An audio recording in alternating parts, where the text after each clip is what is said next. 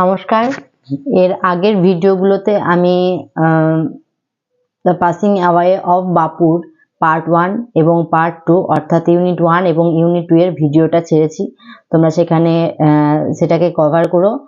আর আজকে আমি পার্ট 3 অর্থাৎ ইউনিট 3 পড়াটাকে নিয়ে ডিসকাস করব। তো সেম ভাবেই আমরা প্রিপারেশনগুলোকে ফলো করব এবং খুব ভালোভাবে অ্যানালাইসিসগুলোকে শুনবো। তো দেখো, some days after the funeral মানে হচ্ছে অন্ত্যেষ্টিকরণ। মানুষের মৃত্যুর পর তার যে শবদেহটাকে যে দাহ করা হয়, মৃত্যুর দেহটাকে যে দাহ করা হয়, পুড়িয়ে দেওয়া হয়, সেই যে কৃতকর্ম সেটাকেই বলছে কিন্তু funeral. Some days after the funeral, কিছু দিনের পর, অন্ত্যেষ্টিকরণের কিছু দিনের পরে, স্পেশাল ট্রেন টুক গান্ধীজির অ্যাসেস টু এলাহাবাদ। একটা স্পেশাল, একটা বিশেষ একটা ট্রেন কিন্তু নিয়ে যাওয়া হয়েছিল এলাহাবাদের দিকে, যেই ট্রেনের মধ্যে গান্ধীজির যে কি বলবো ওটাকে, ছাই দাহ করার পর যে নাভির যে ছাইটা ছিল, সেই ছাইটাকে নিয়ে যাওয়া হয়েছিল ট্রেনের মাধ্যমে এলাহাবাদে। তো তারপর দেখো, the compartment was decked with flower. Decked means decorated. Compartment, কামরাগুলো সব ফুলে ডেকোরেটেড করা ছিল, সমস্ত ফুলে কিন্তু ভর্তি ছিল। People on the train sang bhajan. মানুষজন সবাই কি করছিল? ট্রেনের মধ্যে সবাই ভজন শুনছিল। People did not weep any more, for they could feel Gandhiji's presence amid the flowers and the song. People did not weep any more, মানুষজন কিন্তু তখন আর কাঁদছে না। কেন কাঁদছে না? For they could feel Gandhiji's presence amid the flowers and the song. ভোজন, গান এবং ফুলের মাঝখানে গান্ধীজির প্রেজেন্সটা, গান্ধীজির উপস্থিতি তারা কিন্তু ফিল করতে পারছে। তারা ভাবছে যে গান্ধীজি ওই ফুলের মধ্যে, গানের মাধ্যমেই গান্ধীজি তাদের সাথে এলাহাবাদে যাচ্ছে, তার জন্য তারা কান্না করছে না। At every station sorrowful crowds filled the platform. প্রত্যেকটা প্ল্যাটফর্মে, প্রত্যেকটা স্টেশনে প্ল্যাটফর্ম ভর্তি সরফুল মানুষের একটা আর্তনাদ। মানে ঝাঁকে ঝাঁকে মানুষ ভিড় করে দাঁড়িয়ে আছে, গান্ধীজির অ্যাসেস ওটাকেও তারা ফিল করছে। ওটার মাধ্যমেও তারা বোঝাতে চাইছে যে গান্ধীজি এখনো আমাদের মধ্যেই বর্তমান আছে। Amid song and prayer the train reached Allahabad.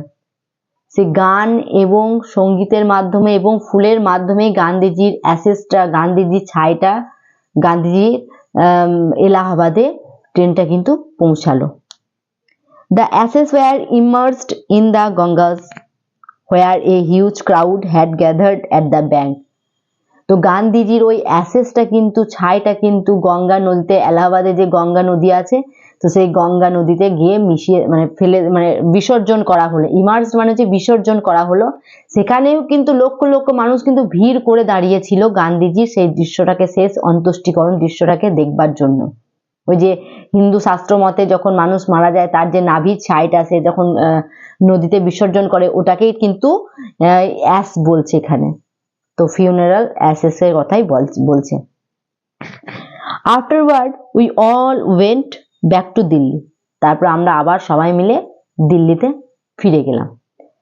এতক্ষণে কি হচ্ছিল? গান্ধীজি মারা গিয়েছিল, এবার গান্ধীজির দেহটাকে নিয়ে যাওয়া হচ্ছিল একটা ট্রাকে করে, একটা ওপেন একটা ট্রাকে করে, যেখানে ফুল টুল ভর্তি ছিল, প্রচুর মানুষ মিছিলের মতো মৃত্যু মিছিল করছিল, যাচ্ছিল। তার একটা স্পেশাল মিনিং ছিল। সবাই বাপুজির সাথে লাস্ট বারের জন্য হাঁটছিল। আগের ইউনিটে দেখেছি আমরা। তো এই ইউনিটের আমরা প্রথমে কি দেখলাম? যে গান্ধীজির ফিউনারাল হয়ে গিয়েছে, গান্ধীজির শবদেহটা মানে তার শেষ অন্ত্যেষ্টিকরণটা হয়ে গিয়েছে, অন্ত্যেষ্টিকরণটা হয়ে গিয়েছে। এবার তার যে তার যে ছাই, যেটা দেহের যে ছাইটা, সেই ছাইটা এবার এলাহাবাদে নিয়ে যাওয়া হবে, সেখানকার যে গঙ্গা প্রয়াগ, তো সেখানে গিয়ে অ্যাসটাকে বিসর্জন করা হবে। এবার গান্ধীজির ছাইটা, মানে গান্ধীজি পোড়ার যে ছাইটা নিয়ে যাচ্ছিল, সেটা একটা ট্রেনের মাধ্যমে নিয়ে যাচ্ছিল এলাহাবাদে। তো সেই ট্রেনটা খুব সুন্দরভাবে সাজানো গোজানো ছিল, ফুল দিয়ে লোকে ভজন গাইছিল এবং সেখানে প্রচুর ক্রাউড ছিল, ভিড়ও ছিল, জনে জনে মানুষ সেখানে দেখা গেল সেখানে কি হচ্ছে, প্রচুর মানুষ কিন্তু ভিড় করে সেখানে রয়েছে, প্রচুর মানুষ সেখানে ভিড় করে আছে। এবার তার পরের বারটা দেখো, এবার এই বিসর্জন করার পরে সবাই কিন্তু কি করছিল, আবার এলাহাবাদ থেকে ব্যাক করে দিল্লিতে আসছিল, দিল্লি বিড়লা হাউসের দিকে আবার আসছিল। এবার তার পরের মুহূর্তটা দেখো,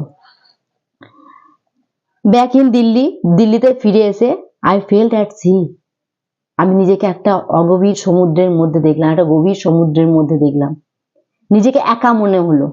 হঠাৎ করে আমার একটা বিলাভেড লিডার আমাকে ছেড়ে চলে গিয়েছে, তার যে শোকাগ্রস্ত যে মাইন্ডটা সে অ্যাকসেপ্ট করতে পারছে না এখানে ন্যারেটর। সে তখন কি করছে, সে নিজেকে একাকিত্ব ভাবছে, মনে হচ্ছে সে মাঝ সমুদ্রে পড়ে আছে, তার কোনো কিল কিনারা সে পাচ্ছে না। I had not directly worked with Gandhiji, আমি কিন্তু প্রত্যক্ষভাবে গান্ধীজির সাথে হাঁটিনি। এখানে যে ন্যারেটর সে কিন্তু বলছে কি, আমি কিন্তু প্রত্যক্ষভাবে গান্ধীজির সাথে কিন্তু আমি হাঁটিনি। Even gone to prison at his call or made any sacrifice for my country, এমনকি প্রিজন মানে জেল, এমনকি আমি জেলেও যাইনি, গান্ধীজির ডাকে আমি কিন্তু জেলেও যাইনি, না তো আমি গান্ধীজির সাথে হেঁটেছি, না তো আমি গান্ধীজির এক ডাকে আমি জেলে গিয়েছি।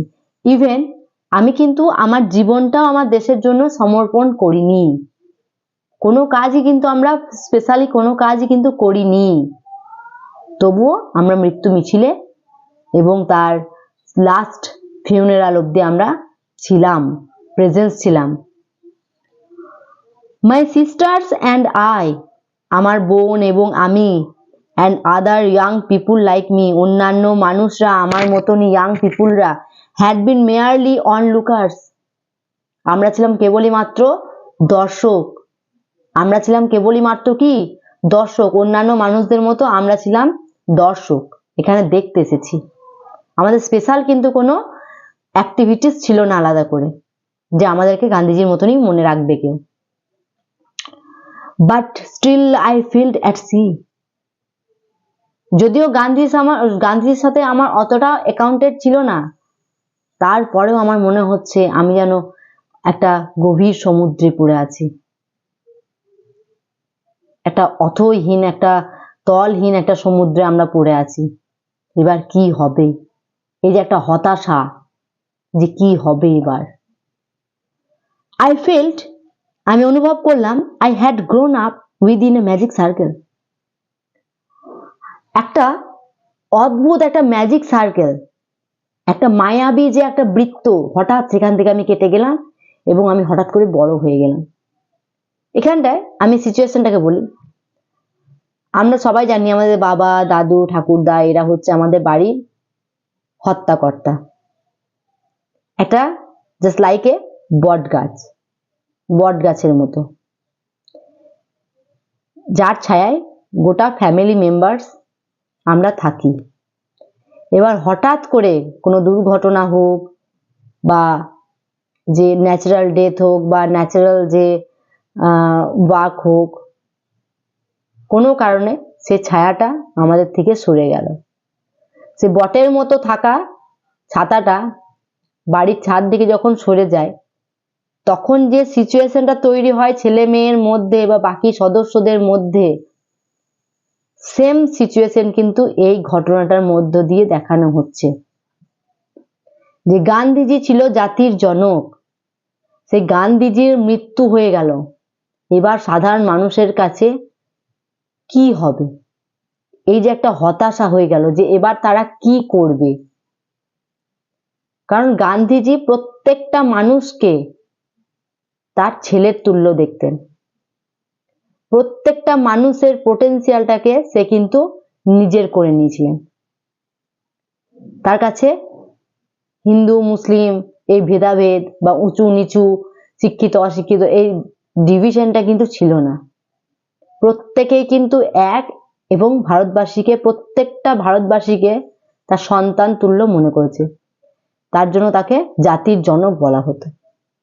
এবার হঠাৎ করে সেই মানুষটার মৃত্যুর পর প্রত্যেকটা মানুষের যে কি হবে এই একটা বিরাট চিন্তা কিন্তু। তো এখান থেকে একটা প্রশ্ন আসতে পারে যে গান্ধীজির ফিউনারাল অ্যাসেসটা কোথায় বিসর্জন দেওয়া হয়েছিল? এলাহাবাদে গঙ্গাতে। যাবার সময়তে তার ডেসক্রাইব করো, short brief description of going of গান্ধীজির ফিউনারাল অ্যাসেস টু এলাহাবাদ। মানে শর্ট ডেসক্রিপশন দিতে বলছে তার যে জার্নিটা, যে with flower decoration with flowers and singing with bhajans etc. তো এখানে সবাই কিন্তু দর্শক দেখতে এসেছে, তারা কেউ না গান্ধীজির এক ডাকে জেলে গিয়েছে, না গান্ধীজির সাথে হেঁটেছে, না দেশের জন্য কোনো রকম স্যাক্রিফাইস করেছে, অথচ তারা গান্ধীজির দুঃখে দুঃখিত। একটা স্পেশাল একটা ম্যাজিক যে বাউন্ড করে রেখেছিল তাদেরকে, হঠাৎ করে তারা সে বন্ধন মুক্ত হয়ে যাচ্ছে। উইথ বাপুস পাসিং অ্যাওয়ে, মানে বাপুর এই মৃত্যুর সঙ্গে সঙ্গে I felt the magic circle had vanished. বাপুর যে মৃত্যু হয়ে গেল, গান্ধীজির মৃত্যু হয়ে গেল, আর সঙ্গে সঙ্গে আমি রিয়েলাইজ করলাম যে ম্যাজিক সার্কেলটা ছিল, যে মায়াবী একটা যে চক্রটা ছিল, বৃত্তটা ছিল, হঠাৎ সেটা যেন ভ্যানিশ হয়ে গেল, উধাও হয়ে গেল। লিভিং মি আনপ্রোটেক্টেড, এবং আমাকে রেখে গেল আনপ্রোটেক্টেড, অফ প্রোটেকশন নাই এরকম ভাবে আমাকে রেখে গেল, মানে আমার লাইফটা ইনসিকিউর ভাবে আমাকে রেখে চলে গেল। তো তারপরটা দেখো, with an effort I roused myself, একটা প্রচেষ্টার পরে আমি নিজেকে জাগিয়ে তুললাম। In this para this describes a short motivation to arouse oneself। মানে এই ছোট্ট প্যারাটার মাধ্যমে একটা মোটিভেশন ক্রিয়েট করছে যে গান্ধীজির অ্যাবসেন্সে আমরা কেন হতাশাগ্রস্ত হয়ে যাব, আমরা কেন গান্ধীজির প্রেজেন্সে গান্ধীজির অ্যাবসেন্সে কেন আমরা আর কোনো কাজ করতে পারবো না। তাই নিজেকে জাগিয়ে তোলার একটা যে প্রচেষ্টা, কিভাবে প্রচেষ্টা করছে তারই ডেসক্রিপশন এখানে দেওয়া হয়েছে। তাই বলছে with an effort I roused myself, একটা প্রচেষ্টার ফলে আমি নিজেকে কি করছি, জাগ্রত করলাম। সবাই তো দুঃখিত হয়ে গেছে না, কেউ তো কোনো কাজে ফিরে যেতে পারছে না, কেউ কোনো কাজ করতে পারছে না, সারাক্ষণ একটা দুঃখী দুঃখী মনোভাব। তাই সেই দৃশ্যটা থেকে বেরিয়ে আসার চেষ্টা করছে। আই আস্কড মাইসেলফ, আমি নিজেকেই প্রশ্ন করলাম, had Bapu lived and died for nothing, বাপু গান্ধীজি যে বেঁচে ছিল কিংবা সে যে মারা গেল সে এমনি এমনি, মানে সে এমনি জন্মে গেল এমনি মারা গেল, সে কি দেশের প্রতি কি কোনো অবদান রাখেনি? সে নিজেকে প্রশ্ন করছে। এই যে মানুষটা, যেই মানুষটার মৃত্যুতে গোটা ভারতের লোক এক জায়গা হয়ে গেল, ক্রাউড হয়ে গেল, সেই মানুষটা কি এমনি এমনি মারা গেল, বা তার মৃত্যুতে কি সবটাই বন্ধ হয়ে গেল? নিজেকে প্রশ্ন করলো যে আমরা গান্ধীর অনুচর, আমরা গান্ধীজির অনুচর হয়ে আমাদের মধ্যে সেই ইন্সপিরেশনটা কই, আমাদের মধ্যে সেই অ্যাক্টিভনেসটা কই? আমরা তো ইনঅ্যাক্টিভ মুডে চলে যাচ্ছি। গান্ধীজির শিক্ষাটা যে আমাদের মধ্যে আছে সেটা তো আমরা দিনকে দিন হারাতে চলেছি, তো সেই শিক্ষাটা কোথায় গেল? তাই নিজেকে প্রশ্ন করছে যে গান্ধীজির মৃত্যু বা তার জীবনে বেঁচে থাকাটা কি কিছুই না? নাথিং ইজ ইম্পর্টেন্ট, কিছুই কি না? তারপর বলছে দেখো, how could I so easily lose courage, আমরা তাহলে খুব তাড়াতাড়ি কিভাবে আমরা নিজেদেরকে হার মেনে নিলাম, আমাদের যে শক্তি যে সাহস সেটাকে আমরা কিভাবে হারিয়ে দিলাম, এত তাড়াতাড়ি কিভাবে আমরা হারিয়ে গেলাম। when he was no longer there, যখন সে আর নেই। তাই বলতে চাইছে যে গান্ধীজি, মানছি গান্ধীজি নেই, কিন্তু গান্ধীজির শিক্ষা, গান্ধীজির কন্ট্রিবিউশন আমাদের জীবনে তো আছে, আমরা সেটাকেই গান্ধীজির প্রেজেন্স মনে করে কেন সামনের দিকে এগিয়ে যাব না? কেন আমরা সেই আমাদের কারেজটাকে হারিয়ে ফেলবো এত তাড়াতাড়ি? তাই বলছে তার জীবনে মৃত্যু বা তার যে বেঁচে থাকাটা আমার জীবনে কি কোনো কিছুই প্রভাব ফেলেনি? এতদিন ধরে যে সেই মানুষটা বেঁচে ছিল তার কি কোনো অবদানই আমাদের মধ্যে নেই? তার কি কোনো শিক্ষাই আমাদের মধ্যে নেই যে এত তাড়াতাড়ি আমরা লুজ হয়ে যাব, এত তাড়াতাড়ি আমরা নিজেদেরকে হারিয়ে ফেলবো, সারেন্ডার করবো এত তাড়াতাড়ি? তো তারপরে দেখো, my values were not so weak. আমার যে দামটা, আমার যে মূল্য, সেটা কিন্তু এতটা উইক নয়। নিজেকে তখন এনকারেজ করছে, আমার মূল্যটা এতটাও কিন্তু ঠুনকো নয় যে সহজেই ভেঙে যাবে। Millions of people would have been ordinary folk but for Bapu. Lakh লক্ষ মানুষ অন্যদের কাছে কিছুই না হতে পারে, কিন্তু বাপুজির কাছে, গান্ধীজির কাছে কিন্তু অসামান্য ছিল। লক্ষ লক্ষ মানুষে কিন্তু গান্ধীজির কাছে সমান ছিল, সবাইকে ইকুয়ালি সে ভালোবাসতেন এবং স্নেহ করতেন। He brought them out of indifference. সে একটা উদাসীনতা থেকে সে নিজেকে কি করলো? নিজেকে বের করে আনার চেষ্টা করলো, সে নিজেকে বের করে আনার চেষ্টা করলো। And awakened them to one another suffering. এবং একে অন্যের যে সাফারিং, সে ভোগান্তিতে সামিল হওয়ার জন্য এনকারেজ করলো। যে গান্ধীজি চলে গেছে ইটস ওকে, কিন্তু গান্ধীজির অ্যাবসেন্সে আরো যারা আছে তাদের দুঃখ, তাদের কষ্টটাও কিন্তু আমাদেরকেই বয়ে নিয়ে যেতে হবে, তাদেরকে আমাদেরকেই মোটিভেট করতে হবে। তো আমরা কিন্তু এত দুর্বল হলে চলবে না। তো তারপর দেখো, what if now Bapu is গন। বাপু নেই তো কি হয়েছে? বাপু নেই তো কি হয়েছে? বাপুর ছেলেরা মেয়েরা তো আছে, তারা সেই সমস্ত কাজগুলো করবে। We are still there, young, strong and proud to bear his banner before us. আমরা তখনও পর্যন্ত ইয়াং ছিলাম, স্ট্রং ছিলাম, শক্তিশালী ছিলাম, আমরা তখনও পর্যন্ত ইয়াং ছিলাম, যুবক ছিলাম, এবং proud to bear his banner before us. এবং তার যে গর্বের সাথে তার যে ব্যানারটা, অহিংসা, সত্যাগ্রহ, যে ব্যানারটা, যে শিক্ষাটা আমাদেরকে গান্ধী দিয়েছিল, সেটাকে কিন্তু আমরা সবাই মিলে এগিয়ে গো ফরওয়ার্ড করতে পারি, এগিয়ে নিয়ে যাওয়ার একটা শক্তি রাখি। বাপু হ্যাড পাসড অ্যাওয়ে, বাপু মারা গেছে, but his India would continue to live in his children. কিন্তু তার যে স্বপ্ন, তার যে ভারত, প্রত্যেকটা ছেলে মেয়ের মধ্যে জীবিত থাকবে।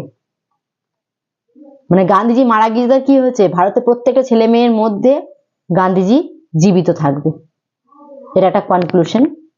এবং এখান থেকে গান্ধীজির যে সিগনিফিক্যান্স, যে ইম্পর্টেন্স আছে প্রত্যেকটা মানুষের জীবনে, এমনকি সমাজে যে কন্ট্রিবিউশন, প্রত্যেকটা মানুষের মধ্যে যে তিনি জীবিত রয়েছেন, তার যে কর্ম, তার কর্মের দ্বারা, তার একাগ্রতার দ্বারা, এখানে সেটাই তুলে ধরা হয়েছে। তো তোমাদের এই নিয়ে যদি কোনো সমস্যা থাকে, তো ইউনিট 3 এখানেই শেষ হলো। যদি কোনো অসুবিধা থাকে তোমরা কমেন্টে জানিও।